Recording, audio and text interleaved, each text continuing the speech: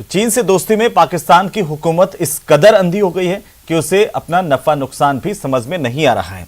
इमरान सरकार ने चीन के इशारे पर एक ऐसा फैसला किया है जिसकी पाकिस्तान के अंदर ही आलोचना हो रही है। दरअसल पाकिस्तान ने सब कुछ जानते समझते हुए भी अमेरिका के एक निमंत्रण को न सिर्फ ठुकरा दिया बल्कि हमेशा के लिए उसे अपना दुश्मन बना लिया।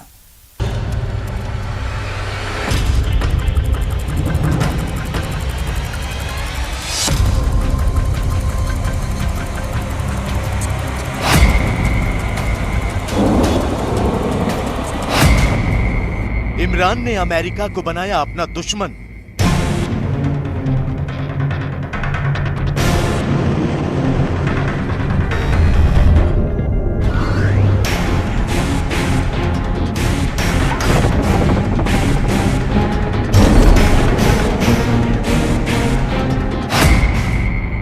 अमेरिका गिराएगा पाकिस्तान पर बर्बादी बम।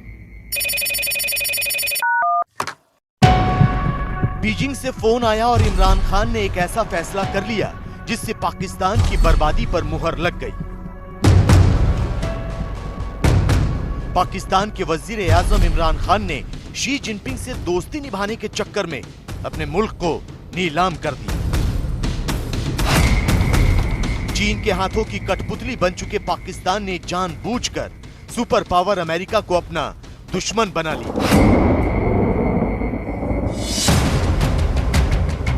जब से जो बाइडेन ने अमेरिका की सत्ता संभाली है तब से पाकिस्तान के प्रधानमंत्री इमरान खान इंतजार कर रहे थे कि वो उन्हें फोन करेंगे, लेकिन बाइडेन ने भारत से संबंधों और अफगानिस्तान में पाकिस्तान की दगाबाजियों को देखते हुए इमरान खान को फोन नहीं किया।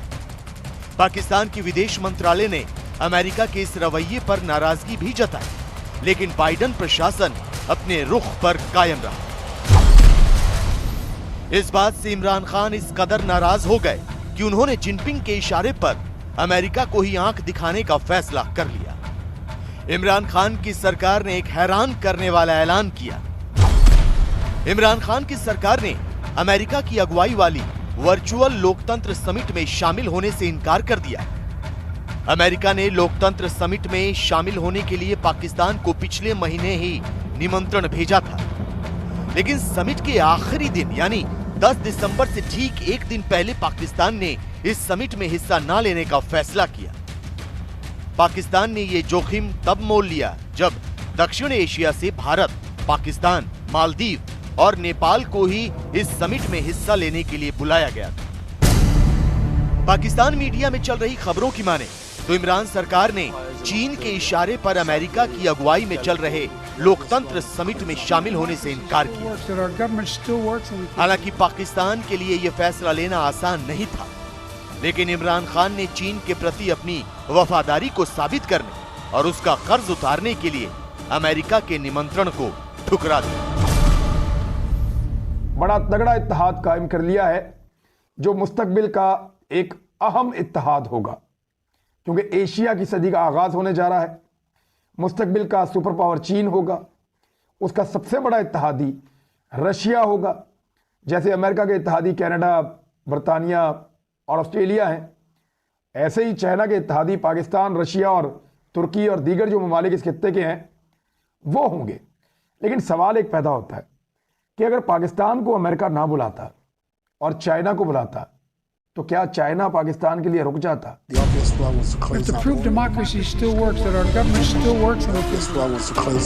अमेरिका की अगुवाई में बुलाई गई लोकतंत्र समिट में हिस्सा न लेने का फैसला कर पाकिस्तान ने अपनी विदेश नीति की दिशा तय कर दी। पाकिस्तान ने एक तरह से ऐलान कर दिया है कि वो चीन के साथ खड़ा रहेगा। बदलते वैश्विक समीकरणों में पाकिस्तान अमेरिका के साथ जाकर चीन से अपनी दोस्ती को हाशिए पर नहीं रख सकता। तो पाकिस्तान के इस फैसले से शी जिनपिंग भी गदगद हो गए।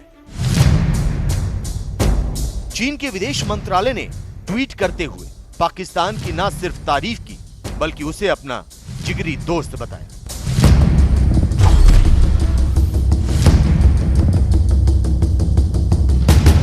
भले ही चीन पाकिस्तान की तरफदारी कर रहा हो, लेकिन इमरान खान को भी पता होगा कि अमेरिका की अगुवाई में बुलाई गई लोकतंत्र समिट में हिस्सा न लेना उनके लिए कितना घातक साबित हो सकता है। जानकारों की माने तो पाकिस्तान ने अपने इस फैसले से साबित कर दिया है कि वो अब चीन कैंप का हिस्सा बन चुका है। इससे होगा ये कि पाकिस्तान को अमेरिका से आर्थिक और सैन्य मदद मिलनी लगभग बंद हो जाएगी। भविष्य में IMF और विश्व बैंक जैसी संस्थाएं पाकिस्तान को आर्थिक मदद देने से इनकार कर सकती हैं। अमेरिका पाकिस्तान पर प्रतिबंध भी लगा सकता है। FATF में पाकिस्तान को ब्लैक लिस्ट में डालकर उसे सजा भी दी जा सकती है। तो पाकिस्तान ने लोकतंत्र समिट में हिस्सा न लेकर खुद को ही कटघरे में खड़ा कर दिया है। पाकिस्तान कहता है कि वो लोकतांत्रिक देश है, लेकिन लोकतंत्र समिट में हिस्सा न लेकर उसने खुद पर ही प्रश्न चिन्ह लगा दिया है। इसके अलावा पाकिस्तान के इस फैसले से इमरान खान और जो बाइडेन के रिश्ते पहले से कहीं ज्यादा खराब होंगे। दोनों राष्ट्राध्यक्षों के बीच अविश्वास की खाई पैदा हो जाएगी, जिसे पाटना आसान नहीं होगा। जाहिर है कि ऐसा कह के वो एक पाकिस्तान एक बहानेबाजी कर रहा है और इस माध्यम से वो चाइना को खुश करने की कोशिश कर रहा है। अमेरिका के द्वारा ये जो लोकतंत्र पर बैठक बुलाई गई है, ये पूरे विश्व में रूल्स बेस्ड ऑर्डर को, डेमोक्रेटिक ऑर्डर को स्थापित करने की दिशा में एक महत्वपूर्ण कदम है और इसमें पाकिस्तान को अमेरिका ने अवश्य इनवाइट किया था। लेकिन ऐसा लगता है कि पाकिस्तान अपनी अवसरवादिता की वजह से, अपनी लगातार चाइना को खुश करने की जो उसकी रणनीतियां होती हैं, उसकी वजह से उसने इस समिट में जाने से इनकार कर दिया है। पाकिस्तान के वजीर आजम इमरान खान को अपने इस फैसले के गंभीर नतीजों के बारे में बखूबी पता होगा। उन्हें पता होगा कि अब अमेरिका पाकिस्तान को बर्बाद करने में कोई कोर कसर नहीं छोड़ेगा, लेकिन चीन से मिलने वाला कर्ज और उसकी दोस्ती इमरान खान को शायद अपने ही मुल्क से गद्दारी करने पर मजबूर कर चुकी है। इमरान खान ने सब कुछ जानते समझते हुए भी सुपर पावर को अपना सबसे बड़ा दुश्मन बना लिया है। पाकिस्तान को चीन की गुलामी पसंद है और उसे यह गुलामी कबूल भी हो क्यों नहीं, क्योंकि चीन से उसे कर्ज मिलता है और वेंटिलेटर पर पड़ी हुई उसकी अर्थव्यवस्था की सांसें चलती है। लेकिन पाकिस्तान की सरकार को इस बात का इल्म ही नहीं है कि चीन भस्मासुर है। चीन जिससे दोस्ती करता है उसे बर्बाद करके ही दम लेता है।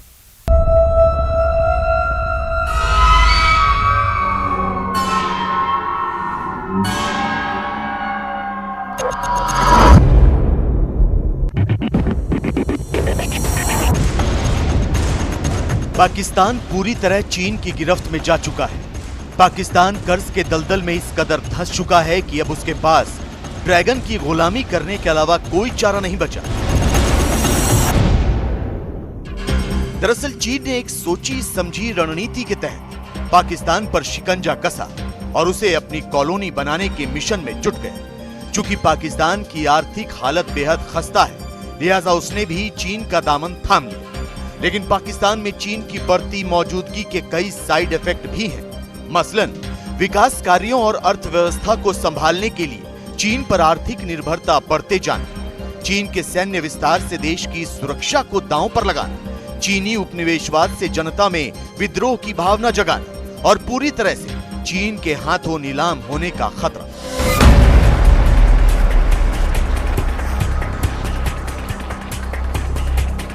अब इसे नियति कहें या पाकिस्तान के हुक्मरानों में दूरदर्शिता का अभाव, साल 2007 के बाद से ही पाकिस्तान पर चीन ने अपनी पकड़ मजबूत करनी शुरू कर दी। इसके बाद तो चीन ने बेल्ट एंड रोड इनिशिएटिव और सीपेक के जरिए पाकिस्तान को ऐसा फंसाया कि आज वहां की सरकार बीजिंग के इशारों पर नाच रही। पाकिस्तान में न सिर्फ चीन अपने लोगों को बसाने में जुटा हुआ, बल्कि पाकिस्तान के अहम हिस्सों में अपने सैन्य अड्डे भी बना रहा है। ग्वादर में चीन का मिलिट्री बेस इसका एक नमूना है। पाकिस्तान के बलूचिस्तान प्रांत स्थित ग्वादर में चीन सीपेक परियोजना की आड़ में सैन्य अड्डा तैयार कर रहा है, लेकिन पाकिस्तान के हुक्मरान हैं कि सच का सामना करना ही नहीं चाहते। पाकिस्तान के राष्ट्रीय सुरक्षा सलाहकार मोहिद यूसुफ ने एक टेलीविजन चैनल को दिए इंटरव्यू में इस बात से साफ इनकार किया है कि ग्वादर में चीन सैन्य अड्डा बना रहा है।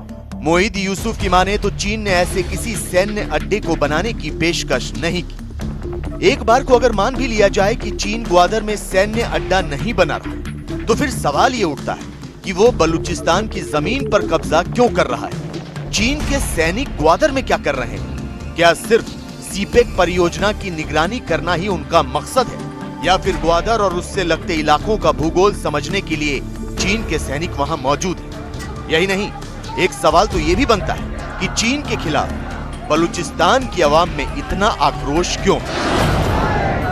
सीपीईसी के प्रोजेक्ट के तहत पाकिस्तान में चाइना ने $62 बिलियन से भी ज़्यादा अभी तक इन्वेस्ट किए हैं और ये संख्या, ये जो इन्वेस्टमेंट है, ये लगातार बढ़ता जा रहा है। ग्वादर का जो पोर्ट है वहाँ पर चाइना की जो गतिविधियाँ हैं वो लगातार गहरी हो रही हैं और ग्वादर पोर्ट पे आने वाले समय में चाइना अपने मिलिट्री बेस को डेवलप कर सकता है और ये चाइना का बहुत ही एम्बिशियस प्लान हो सकता है। ग्वादर पोर्ट पे यदि चाइना एक मिलिट्री बेस बनाने में सफल हो जाता है तो वो पूरे अरेबियन सी में और उस माध्यम से वो पूरे इंडियन ओशन रीजन क्षेत्र में अपनी निगाह रख सकेगा। चीन ने अपनी स्ट्रिंग ऑफ पर्ल्स नीति के जरिए भारत को घेरने के लिए पाकिस्तान को हथियार की तरह इस्तेमाल करने की साजिश रची। चीन ने पाकिस्तान के अलग अलग हिस्सों में अपनी सैन्य उपस्थिति दर्ज करानी शुरू कर दी। पाकिस्तान को लग रहा है कि चीन के कंधे पर बैठकर वो हिंदुस्तान को परेशान कर सकता है, लेकिन वो ये भूल रहा है कि चीन अपने दुश्मनों को निपटाने के साथ अपना भौगोलिक विस्तार भी कर रहा है। चीन मतलब का यार है और जिस दिन पाकिस्तान से उसका मतलब पूरा हुआ, उस दिन वो उसे भी दगा दे सकता है। चीन न सिर्फ पाकिस्तान के जरिए दक्षिण एशिया की शांति व्यवस्था में खलल डालना चाहता है, बल्कि वह दूसरे देशों में भी अपनी उपनिवेशवाद की नीति को आगे बढ़ा रहा है। ताइवान इसका जीता जागता उदाहरण है। खबरों के माने तो चीन एक बार फिर से ताइवान को अपने साथ मिलाने के लिए मिशन में जुट गया है। चीन की सेना ताइवान के स्ट्रेट के पास युद्ध का अभ्यास कर रही है और चीन के बम वर्षक विमान समुद्र में अग्नि वर्षा कर ताइवान के साथ अमेरिका को ललकार रहे हैं।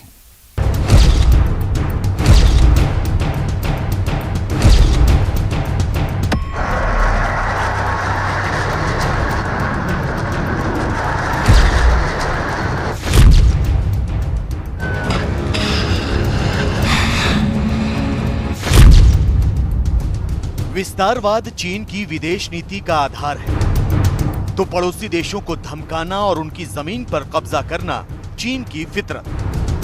ताइवान के साथ भी चीन ऐसा ही कुछ कर रहा है। ताइवान को लगातार अपनी ताकत का एहसास कराने के साथ चीन उससे युद्ध की तैयारी भी कर रहा है। चीन को अच्छी तरह मालूम है कि ताइवान के साथ जोर आजमाइश का मतलब होगा अमेरिका को ललकारना, लेकिन इसके बावजूद शी जिनपिंग के इशारे पर पीपल्स लिबरेशन आर्मी के कदम ताइवान की सीमा की ओर बढ़ते जा रहे हैं।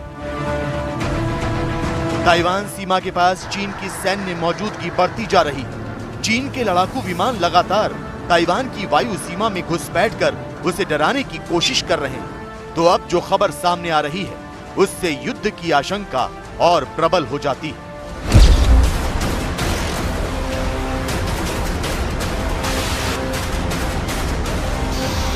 चीन की People's Liberation Army Taiwan Strait के पास अपने युद्धक विमानों से बम गिरा रही है और अपने सैनिकों को ट्रेनिंग देने के लिए लाइव फायर का अभ्यास भी कर रही है। चीन के सबसे आधुनिक बम वर्षक विमान H-6J इस अभ्यास में हिस्सा ले रहे हैं। खबरों की माने तो इस युद्धाभ्यास के दौरान चीन के बम वर्षक विमानों ने दक्षिण चीन सागर में कुछ इलाकों में बारूदी सुरंग बिछाने की भी प्रैक्टिस की। चीन जिस तरह की मिलिट्री एक्टिविटीज़ साउथ चाइना सी में कर रहा है या ताइवान स्ट्रेट में कर रहा है, उसका मतलब बिल्कुल साफ और वाज़ेह है कि वो ताइवान के ऊपर एक ऐसा कोएर्सिव मिलिट्री डिप्लोमेसी या कोएर्सिव टैक्टिक्स इस्तेमाल कर रहा है जिससे कि ताइवान किसी प्रेशर में आ जाए या वो गिव अप कर दे। लेकिन ताइवान को सारी डेमोक्रेसीज़ का सपोर्ट है।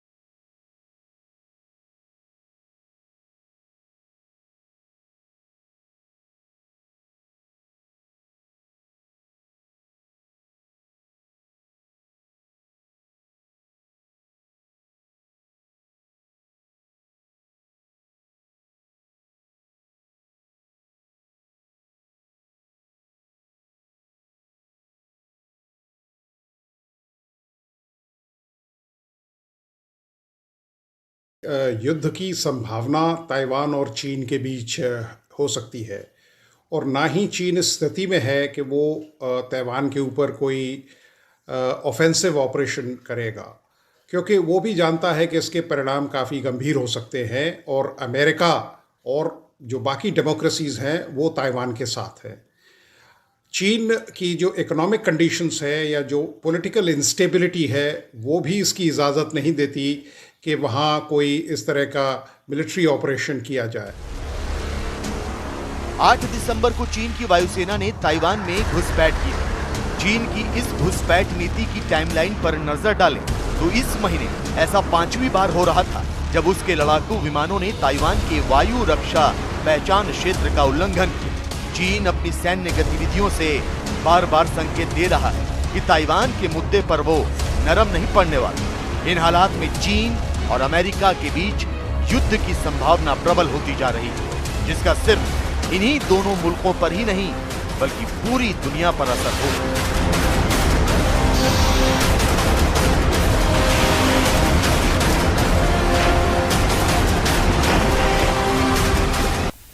क्या चीन जंग छेड़ने वाला है? क्या चीन ताइवान के मुद्दे पर अमेरिका से दो हाथ करने वाला है? सवाल इसलिए क्योंकि चीन चोरी छिपे सैन्य अड्डों का निर्माण कर रहा है। वैसे सैन्य अड्डे जहां से चीन युद्ध की स्थिति में अमेरिका पर हमला कर सकता है। अटलांटिक महासागर में चीन के ऐसे ही सैन्य अड्डे का पर्दाफाश हुआ है। क्या है आखिरकार चीन के सीक्रेट सैन्य अड्डे का राज? जानने के लिए देखिए हमारी स्पेशल रिपोर्ट है।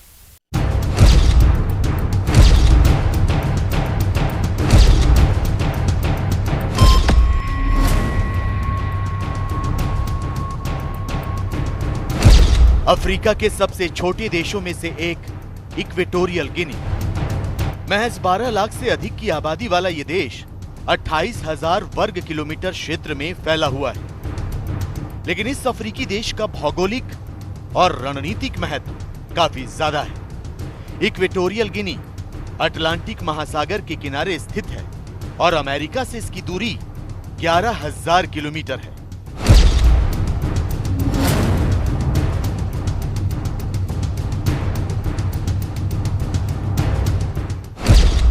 इक्वेटोरियल गिनी के इसी भूगोल पर अब चीन की बुरी नजर पड़ चुकी है। चीन इस अफ्रीकी देश की सरजमीन से सुपर पावर अमेरिका को निशाना बनाने की तैयारी कर रहा है।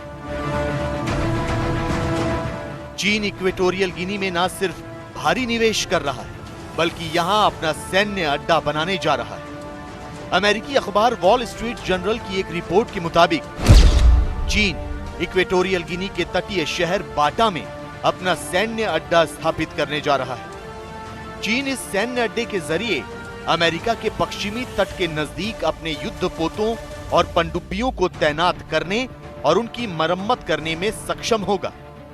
तो इसे अमेरिकी रक्षा मंत्रालय, पेंटागन और व्हाइट हाउस के लिए खतरे की घंटी बताया जा रहा है। इस समय बाटा शहर में जो अपने इलाके का सबसे गहरा सी पोर्ट है और जहां पर सबमरीन्स बहुत इफेक्टिवली तैनात की जा सकती हैं, अगर चीन वहां पर अपनी सबमरीन को तैनात करने के लिए एक इफेक्टिव नेवल बेस बना पाता है तो आगे आने वाले समय में युद्ध की दस्तक अमेरिका के दरवाजे तक पहुंच जाएगी और अमेरिका अब अपने आप को उतना सुरक्षित नहीं महसूस कर पाएगा जितना पहले से करता आ रहा है। और इसलिए चाइना की जो भी गतिविधियां हैं उस पर सूक्ष्म नजर रखने के साथ साथ उसके काउंटर एक्शंस पर भी ध्यान रखना पड़ेगा।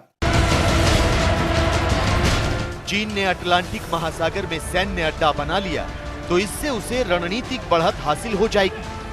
चीन की पनडुब्बियां अमेरिका के पश्चिमी तट के आसपास तक पहुंच सकती हैं। यही नहीं, चीन की घातक मिसाइलें भी अमेरिका को भारी नुकसान पहुंचा सकती हैं।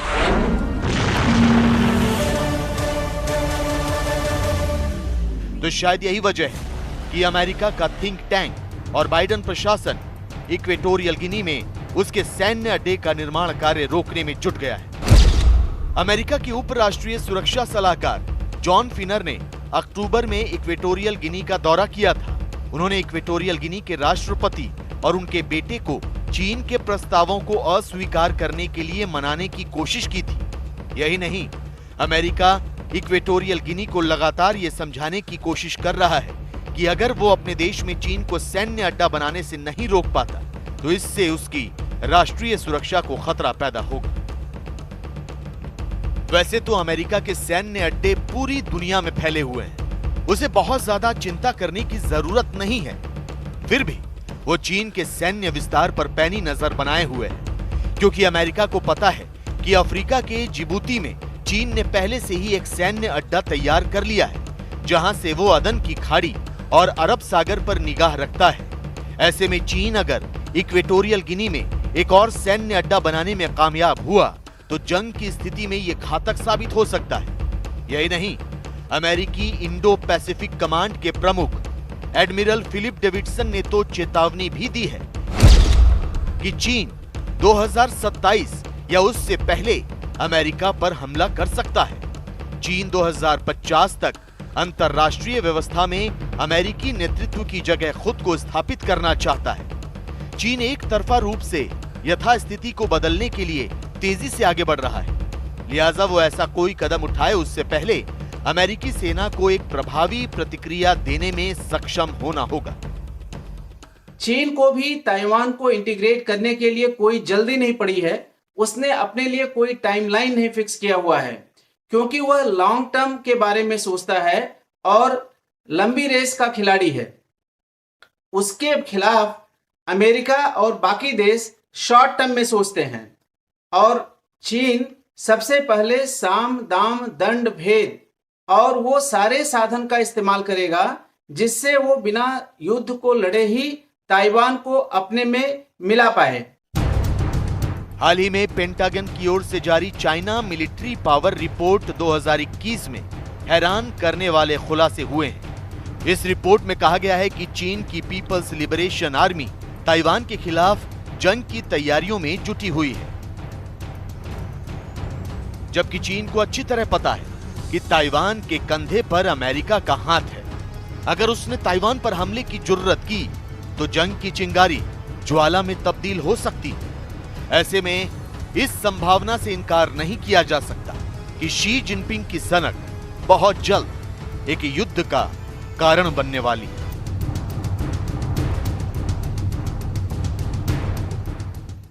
तो चलिए इसी के साथ ही हमारे इस खास पेशकश में इतना ही। नमस्कार।